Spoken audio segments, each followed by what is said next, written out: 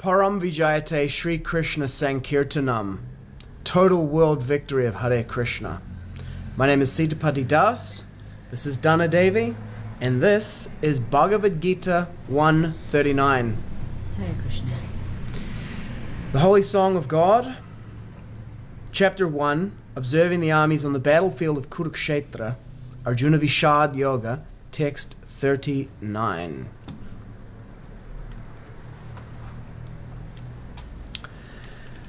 Kula-kṣaye praṇaśyanti kula-dharmāḥ sanātanāḥ dharme naṣṭe kulam kṛtsnam adharmo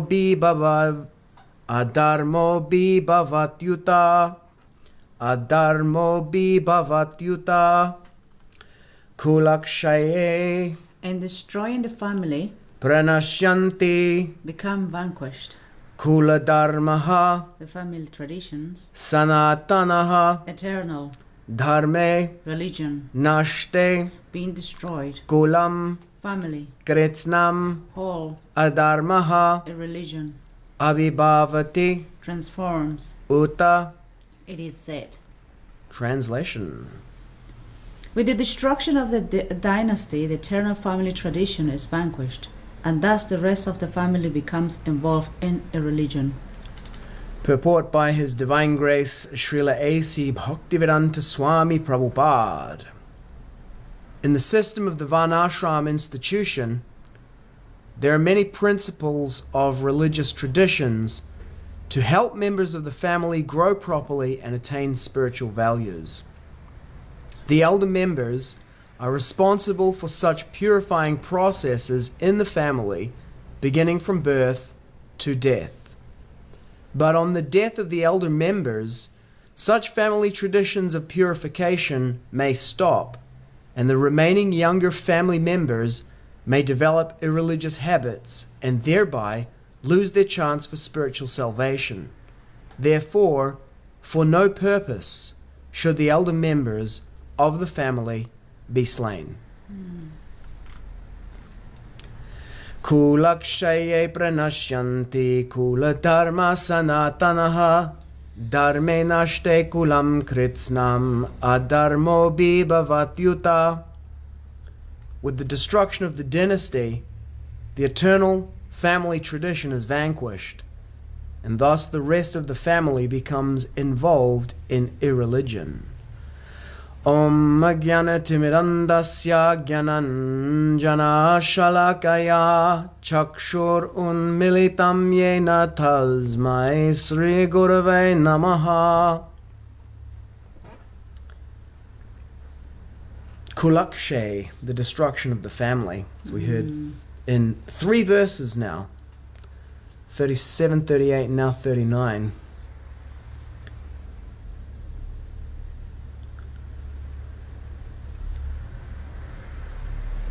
Kula-dharmāḥ sanātanāḥ. Kula-kṣaye praṇaśyanti. So kula-kṣaye, with the destruction of the family, praṇaśyanti kula-dharmāḥ sanātanāḥ. The family, the eternal family traditions are destroyed. Praṇaśyanti. Dharme naṣṭe kulam kṛtsnam adharmo abhibhavati uta. Transforms. Dharme naṣṭe, with religion being destroyed, kulam kṛtsnam, the whole family, transforms into irreligion. What a powerful, powerful verse. As an analysis of cause and effect. And also we can see this is like what's happening right now. Yeah. Well, when he talks about kula-kṣaye praṇaśyanti, the destruction of the family, he's specifically referring to the effects of this battle, which means the killing of the fathers of the families. And there's a lot of research that demonstrates this, that families without fathers are hugely overrepresented, for example, in prison populations. The children become criminals at a much higher rate That's right. than families where the father is present. Mm. I mean, from a material perspective, there is a limiting kind of potency there when the father is present, because there's a limit to what the children can do. For sure, yeah. It's much more difficult for a woman to impose that. Mm. Women will work very hard they'll work all kinds of hours, all kinds of jobs to sustain their children. Mm. But there is a need for this psychological boundaries that are created through the presence of the father. Mm-hmm. So without that, the children might survive, but it's difficult for them to thrive. And so here Arjuna's argument is that the destruction of the family causes the breakdown in the transmission of dharma, sanātanāḥ dharma. Mm. The family unit is the basic unit of transmission of culture. Right. And there's an attempt to replace that today with this industrialized kind of system. Mm-hmm. Urmila Devidasi gave a very good analysis of it in a Back to Godhead magazine decades ago, where she was saying that even previously, when this is kind of a little bit closer to the Gurukula, Mm-hmm. it's not quite living with the family of the guru, but the idea of the one-room schoolhouse. So you'd have an area, small kind of rural area, Mm-hmm. and then the families there would send all their children to this one-room schoolhouse where the children were all instructed together. And there was no stratification as we have now this is the modern education system. I've seen memes of it. It's here's what it looks like in the school. Here's what it looks like in an American prison. And they look very similar, similar structure. Right. You have all of the children of the same age together. So all the 10-year-olds, all the 11-year-olds, all the 12-year-olds.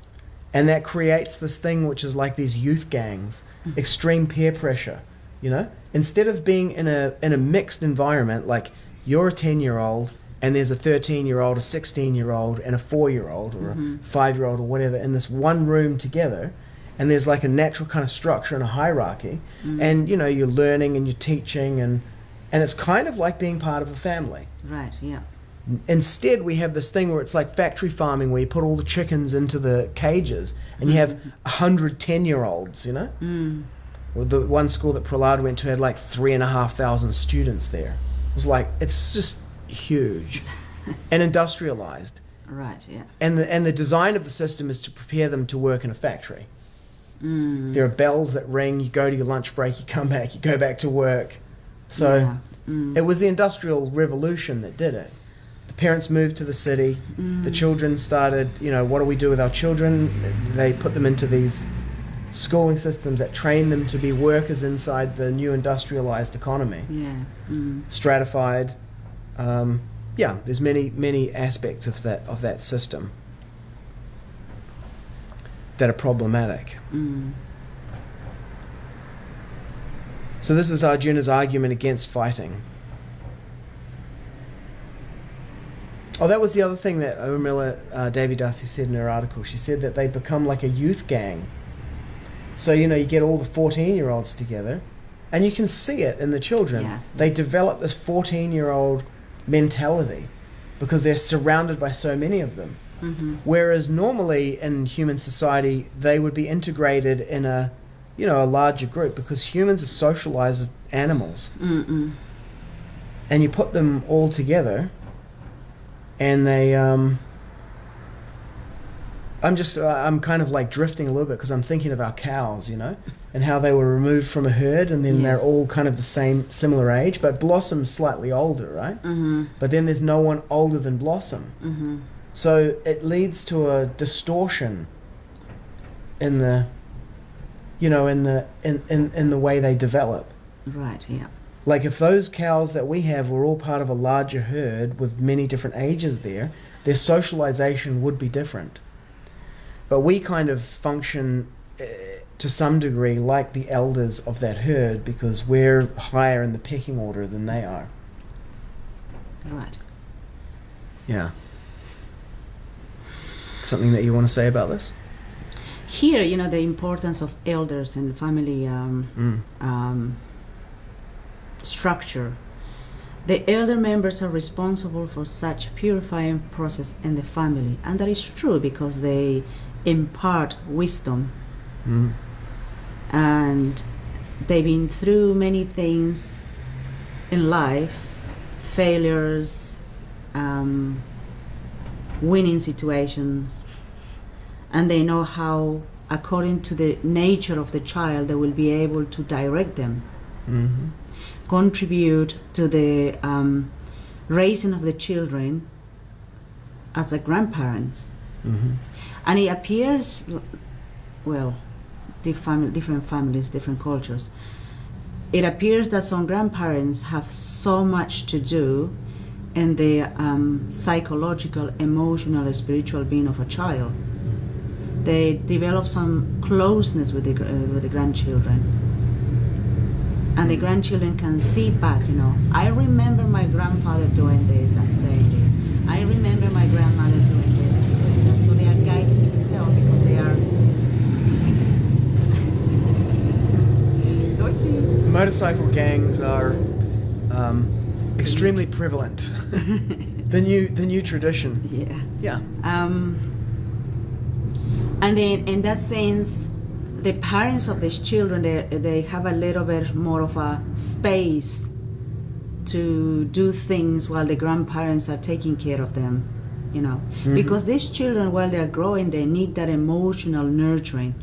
And the grandparents have that emotional nurturing, that wisdom, that love to give it to the children, so they are protected in that sense. But what's happening right now is grandparents are basically far away, and the children are in the daycare or school or nannies, so there is somebody else that is not related to them caring for them.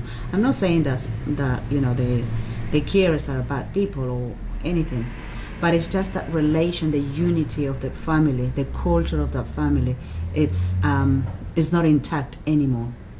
So children become very disrupted. Who is this person now? They're imparting different discipline to me, a different way of thinking, views. And while the parents are quite busy with work, grandparents are basically distant. And that's where children start developing the sense of like, am I loved? Why am I here? And they try to understand, my parents are working and this, so they're becoming more neglected, and they develop a bit more of a challengers in life,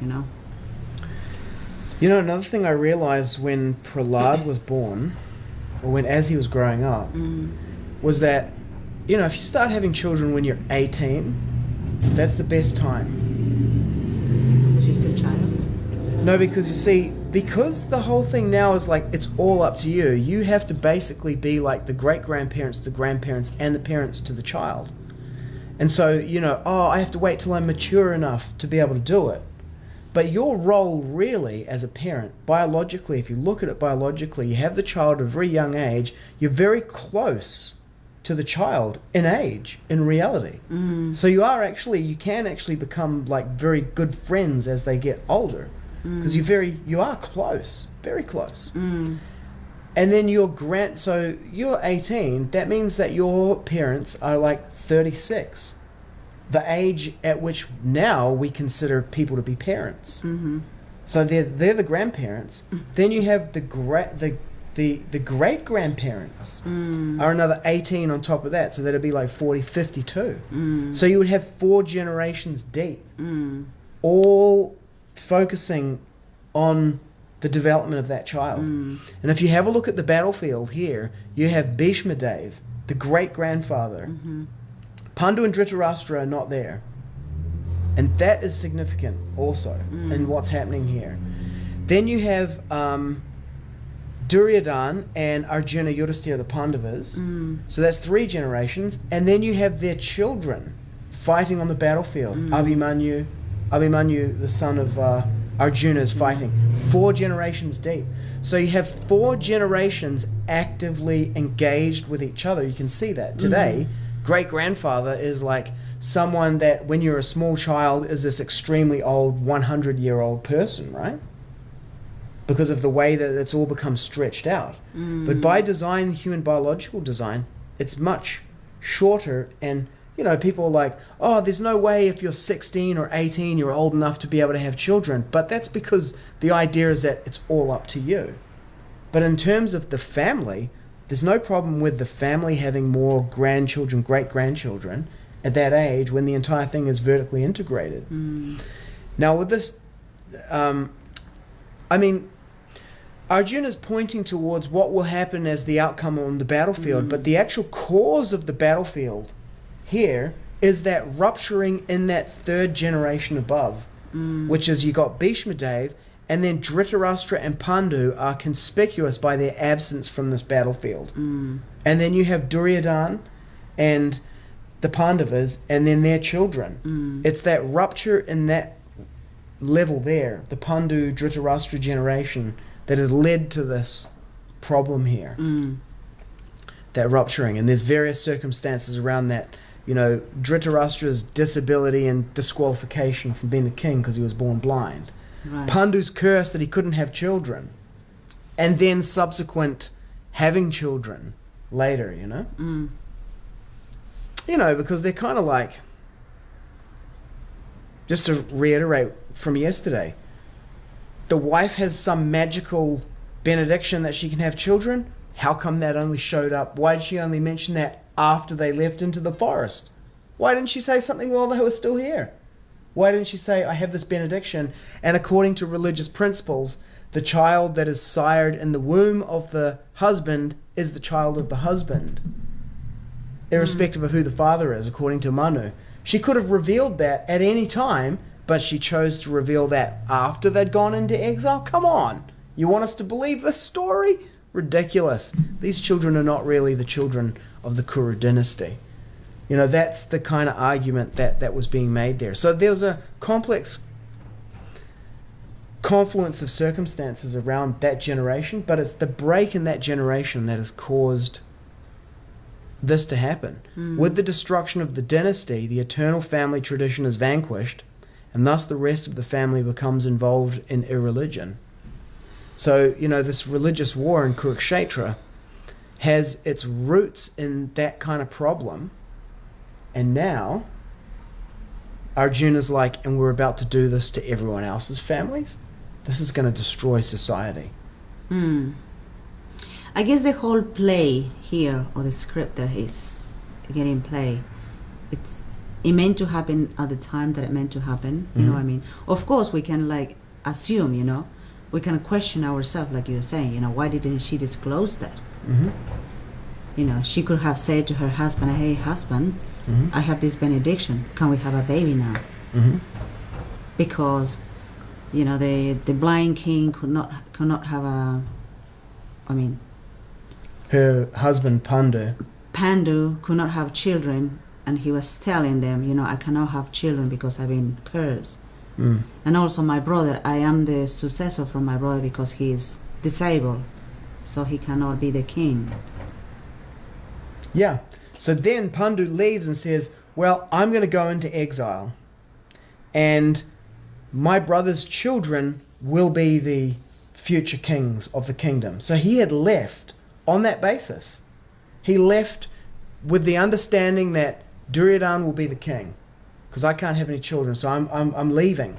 So then he left, and then he himself didn't come back, but the wife came back with these motley crew of children, claiming that, oh, they're now the heirs to the throne.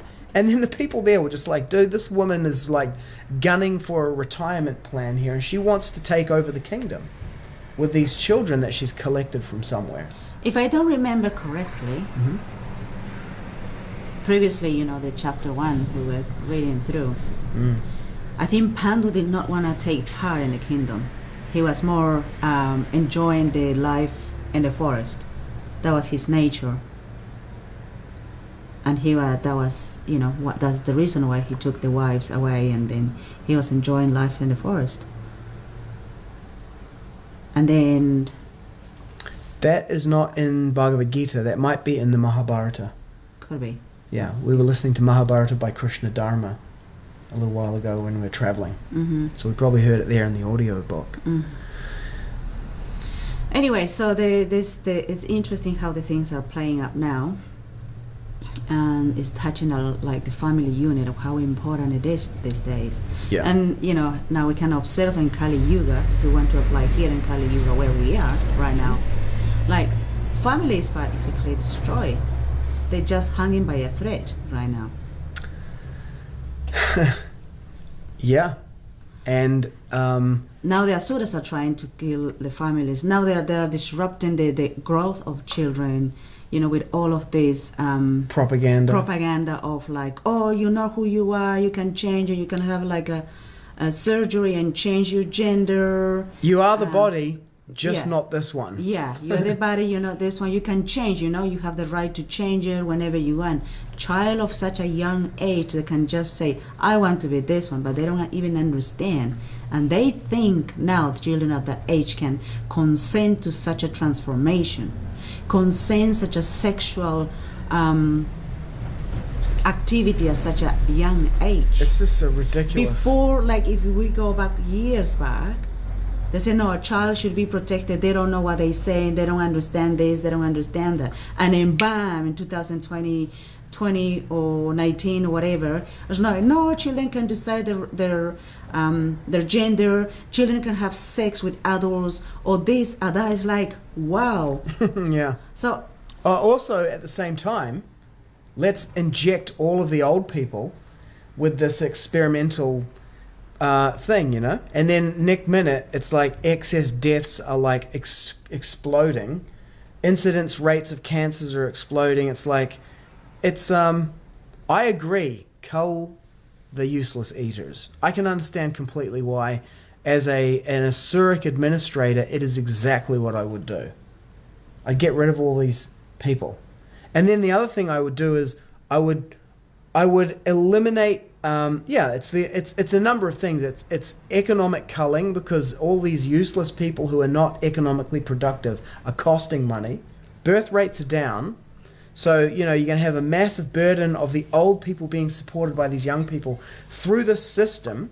So it's no longer the responsibility of the family; it's the social welfare pension systems.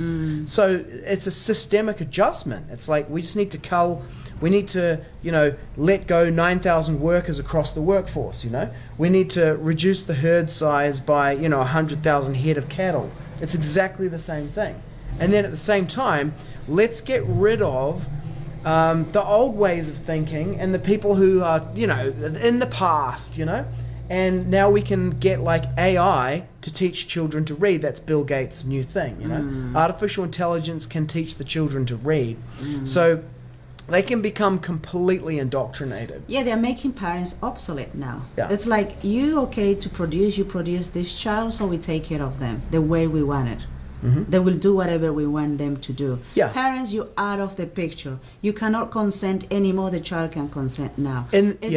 How can a parent, obviously, this is the question, you know, if you brought to this world a child that you wanted to bring, not just like, you know, accident, irresponsibility, how can you not start questioning this thing, you know?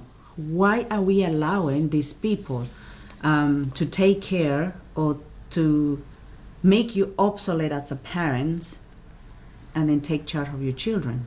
How? It's mind-blowing to me. I could not allow my child that I brought to this world with so much love and raise my child with so much love and sacrifices to somebody just pop in and says, don't listen to your mother, you know, don't listen to this person because she doesn't count. We count. I'm outraged about that. Well, it's through the schooling system and through social media. And then you create that the child is an individual with their own human rights, and that the parent is imposing on the human rights of the child. It's the Asuric dialectic, you know, the victimizer and the victimized. Yeah, for sure. You say children are being oppressed by their parents, and you make it illegal for the parents to have any kind of say. You know, if the child, the latest one is the gender fluidity thing, right? Gender identity. And then you program the children in a particular way, have them say something like that, and then you can take them away from the parents. That's the plan. It is like literally a plan for the destruction of the dynasty, to vanquish the eternal family tradition and involve the rest of the family in irreligion. They're deliberately doing exactly what Arjuna was concerned for, that this not happen. So, you see, in this situation, conspiracy theory here, Arjuna doesn't want this to happen. Let's bring it back up. Arjuna is concerned that this not happen, right? Duryodhana superficially appears like he doesn't care if this happens. The motivation of Duryodhana's character is he's greedy, he's unscrupulous, he wants to be in control of the kingdom, right? And there's a whole complex of psychological motivations around that. His father is like, got the hard word on him. My son, you deserve it. It should be. I should have been king, but now my son will be king, It's like his son will fulfill on the future that Dhritarashtra himself never had. So he's dealing with that. He's got all of that going on. But there is a moment where the Pandavas save Duryodhana from a Gandharva who tries to kill him. And the Pandavas defeat the Gandharva and save Duryodhana's life. And Duryodhana feels so badly about the whole thing. What I've done to my cousins, the Pandavas, and then they came and they saved me. So he determines that he will kill himself out of his shame. So he will take his own life. So he tries to commit suicide. And what happens when he does that is he goes into this kind of like trance state, because I think the way he does it is he tries to fast to death beside a lake. And then a Danava comes and grabs him and takes him to the netherworld.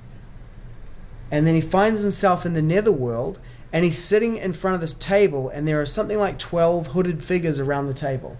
This is in the Mahabharata. And then they say to him that you are our instrument, and we have organized everything on the earth to put you into this position. And you cannot kill yourself, because you must fulfill our plan here. You must kill the Pandavas.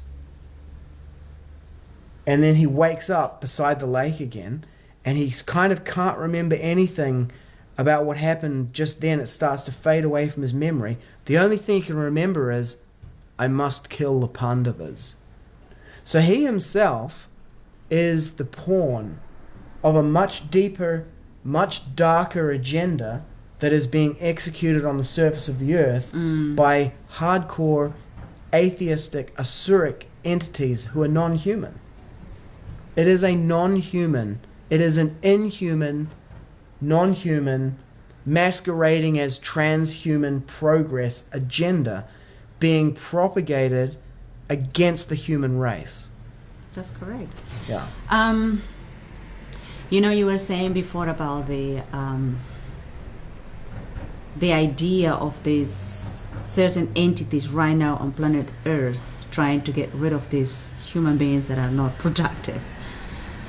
And their plan is going ahead right now to get rid of them. So just before you complete that, to be clear there, the getting rid of the human beings who are not productive is the story that's being sold to humans. So the Duryodhana characters on the earth are like, get rid of the unproductive humans. But the people who are actually behind it, their ultimate goal is not simply to get rid of the unproductive humans, they actually want to get rid of all the humans. You know why? Because the human form of life is the one where through varṇāśrama and sankirtan, the living entity can attain liberation and leave the cycle of samsara. It is specifically meant for varṇāśrama, the worship of the Supreme Lord Vishnu, and they want to destroy that. They want to destroy the Vedas, the Brahmanas, the cows, the varṇāśrama civilization, and ultimately the human race. Because the human race is the form of life specifically meant for self-realization, the middle planetary system. Yeah, and so you were saying about them. Yeah, so you can see, like now you added this, their intention to destroy religion, and they're going back to Godhead and following Krishna himself or Vishnu, going back to Godhead. They don't have any because if they were well intentioned, they will raise the consciousness of people. Mm-hmm. But that is not happening. They're devolving the consciousness of people. Mm-hmm. They're destroying the consciousness of people by many means, Mm. And not only that now they're coming to the point of like, it feels like, what was happening in many years about cows being unnaturally inseminated, chickens being given hormones to produce more eggs, and now humans, God knows what's the next. What are they going to do to humans?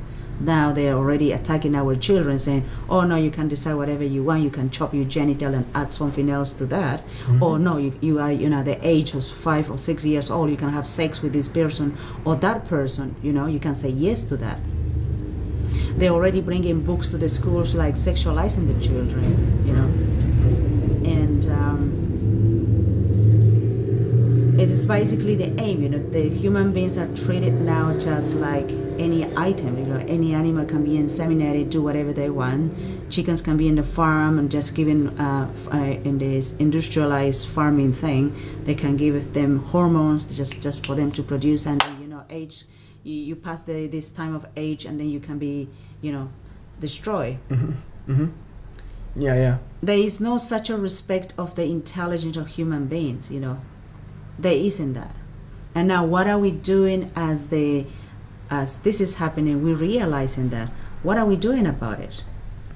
Mm. Are we going to allow this one? As we know the Holy Scriptures and exactly what Srila Prabhupada warned us 60 years ago, and the Srimad Bhagavatam and the Bhagavad-gita is telling us all of this, Mm-hmm. What are the intentions, why they want to destroy the human race. And we are still bewildered by it. We're not understanding actually this, Yeah. Prabhupada wrote this, 50 years ago, but it's just, and the Bhagavad-gita itself was spoken 5,000 years ago, but it's just on point. Mm. With the destruction of the dynasty, the eternal family tradition is vanquished, and thus the rest of the family becomes involved in irreligion. In the system, Purport, in the system of the varṇāśrama institution, there are many principles of religious traditions to help members of the family grow properly and attain spiritual values.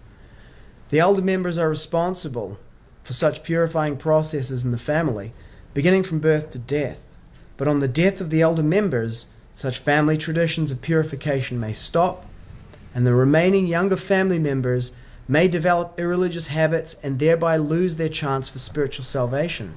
Therefore, for no purpose should the elder members of the family be slain. How satanic that they did this whole don't kill your grandmother, save your grandparents, and then got everyone to inject them with a poison. Satanic. Mm. It's like all the psychological play in people, Oh, inversion. No, you're saving your grandmother, you're saving your family members, you're saving the planet, you're saving other people. Actually, by injecting just poison. inject this poison, it's going to save the life of the person. Bam. Dead. Or some disabilities, heart conditions and whatever. Mm-hmm. The immune system is being compromised. God knows what's going to happen in the next 6 months. Slowly the immune system will shut down, the organs will fail, and then off you go. Yeah, and it will be attributed to other causes. And whatever you did, it was for the well-being of your elderly, for the other human beings. It's like... It's so unscientific because immune system damage, which then causes them to die from other causes. Yeah, because you're weak. Yeah, but it will be pinned to the other causes. Mm. And it's such a... that people went along with this, that they would attribute people dying from anything in a motorcycle crash to COVID. Oh, because the test said that he's got COVID. But now that people have been injected with this thing and they die from cancer, heart failure, whatever it is, it's nothing to do with the jab. There's no way you can correlate them. Nor have they constructed the experiment in such a way that you could identify those kind of relationships because they never intended to identify them. Yeah. It's the administration of poison. The age of Kali is an ocean of faults, but in this age there is one good quality, and that is simply by the performance of Sankirtan, and particularly the chanting of the Hare Krishna Maha Mantra, Hare Krishna, Krishna Krishna, Hare Hare, Hare Rama, Rama Rama, Hare Hare.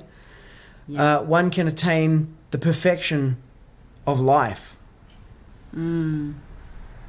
We've got some comments over here. Yeah. Any question? Shout out to Hitler. Hitler wanted to get rid of unproductive humans. He made a lot of progress with that too. It's from Kendra. Vrindavan Vilasini. Awesome video. Thank you both. Bias is a thing. Bias is a thing. Paul Seals, what up? Ninjas. Raja Vilasini. Vanessa Marcello, it says here in... We got initiated together with Rajadam, the three of us. Oh, bless her. Yeah. Beautiful. Hare Krishna. Param Vijayate Sri Krishna Sankirtanam. Total world victory of Hare Krishna. Jai Shri Krishna.